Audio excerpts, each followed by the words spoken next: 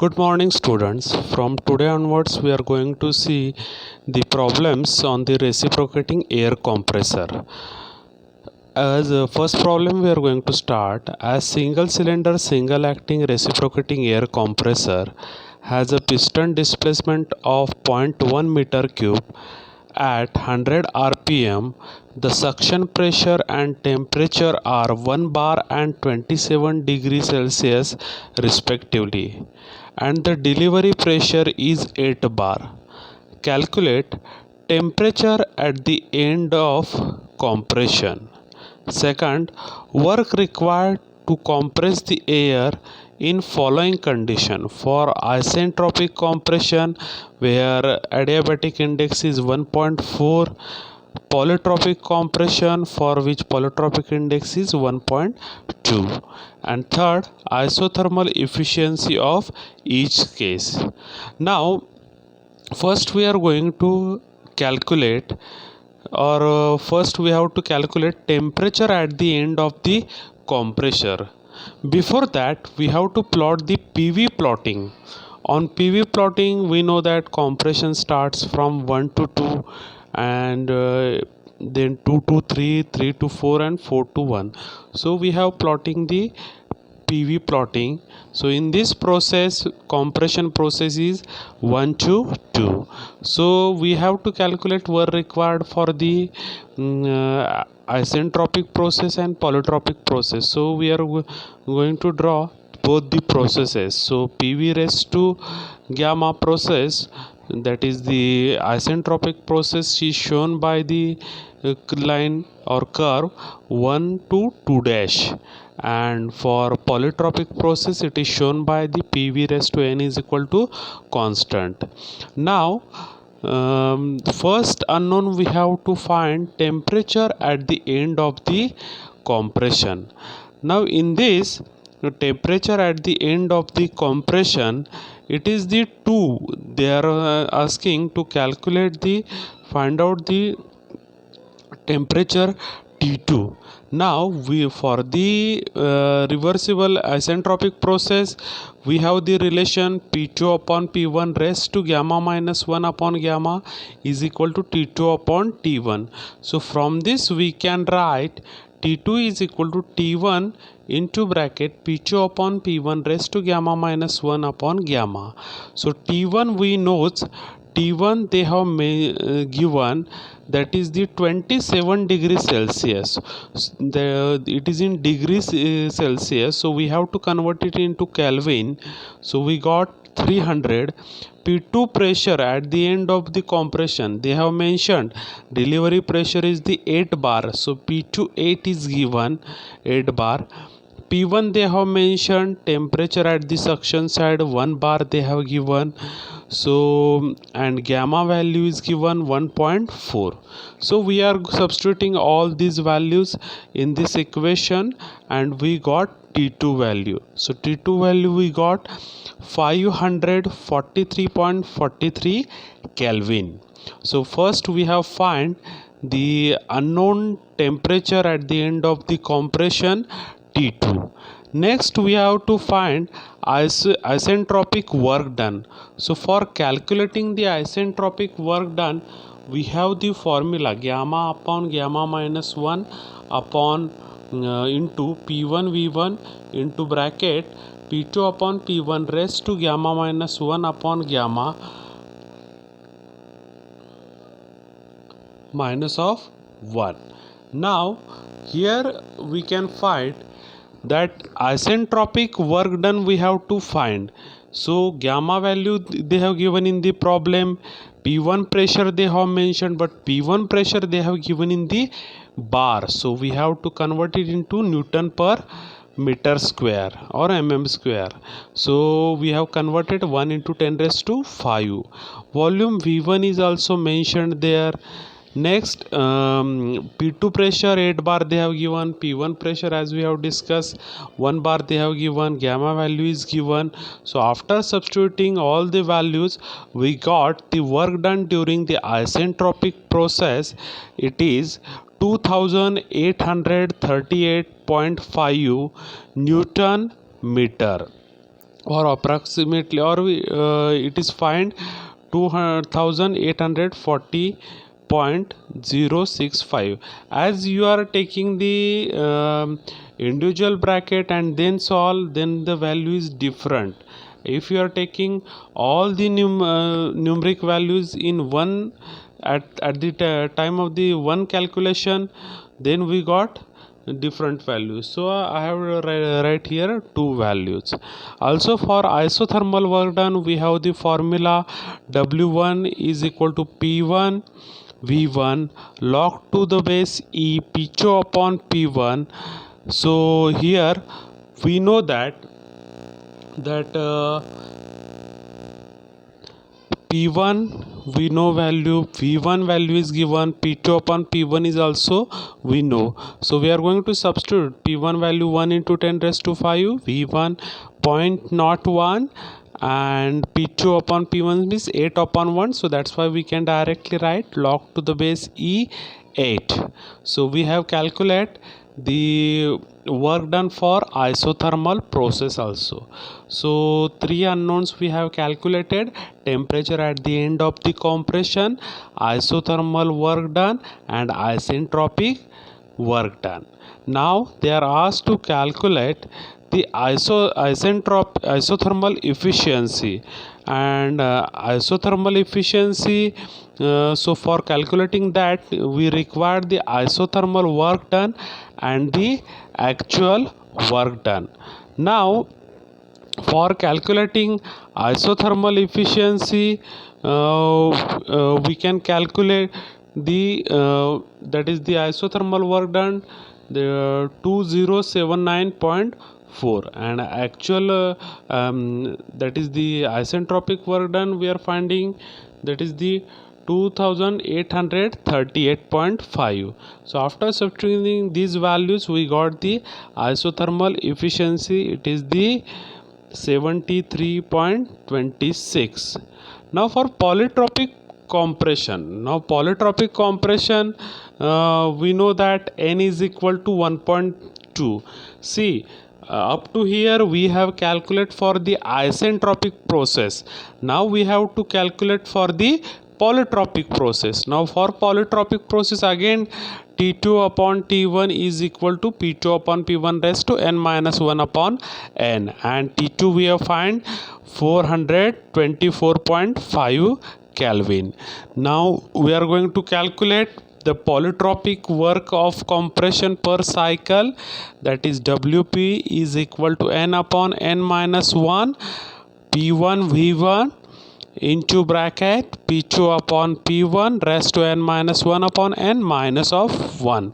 So n value they have mentioned 1.2, P1 we know that 1 bar, V1 we know that 0.01, P2 we know 8, P1 1, and n 1.2. so we are substituting all these values and we got the polytropic work done 2490 Newton meter.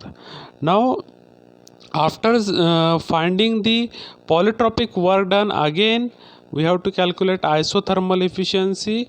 So it is again we have calculate the work done over the isothermal process, and we have calculated the isothermal work done also. So we are going to substitute the isothermal work done, that is 2079.4, and we have calculated the polytropic work done 2490. so after substituting all these values we got 83.52%. so see, we got the answer 0.8352, but efficiency we are writing in the percentage, so it is 83.52. so in this way we have calculate the temperature at the end of compression for isentropic process, isothermal process, polytropic process. Also we have calculate the isothermal efficiency, isentropic work done, isothermal work done, polytropic work done, and isothermal efficiency for the polytropic process and for the isentropic process. Now second problem we are going to see a single cylinder double acting air compressor sucks in air at a rate of 3 meter cube per minute at a pressure of 1 bar and temperature 27 degrees Celsius. It is delivered the air to a receiver at a pressure of 7 bar. The speed of the compressor is 150 rpm and the stroke is 0.7 times the cylinder diameter. Neglected the effect of clearance, and if law of compression is PV raised to 1.25 equal to constant. Find the following cylinder dimension, indicated power of the compressor, the shaft power if the mechanical efficiency is 85%. Now for this, first we have to draw the PV diagram and we have to find out what are the things given in the problem.